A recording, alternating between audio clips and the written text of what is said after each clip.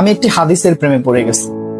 হাদিসটা হচ্ছে ঠিক এমন যে যখন বান্দা একটি ঘরে কান্না শুরু করে এবং তখন আল্লাহর ফেরেশতারা বলে যে আল্লাহ তোমার এই বান্দাটা কি জন্য কষ্ট পাচ্ছে, এবং ফেরেশতারা আল্লাহর কাছে কান্নাকাটি করে বলে যে তার মনের ব্যথাকে তুমি আল্লাহ কমিয়ে দাও। তখন আল্লাহ তাআলা বলেন যে আমার বান্দা এমন কোনো কিছুর মায়া পড়েছিল বা ভালোবেসেছিল যা আমার চাইতে সে বেশি ওই জিনিসটার প্রতি ভালোবেসে ফেলেছিল।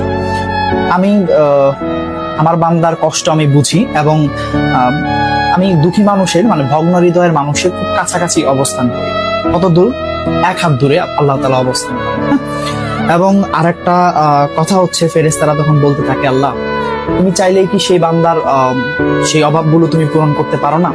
তখন আল্লাহ তাআলা বলেন যে আমি ওয়াদা করতেছি আমার বান্দা যে জিনিসটা তার জীবন থেকে হারিয়েছে তার চাইতে অধিক উত্তম জিনিস আমি তাকে দিব, যা দেখে পৃথিবীর মানুষ বিস্মিত হবে।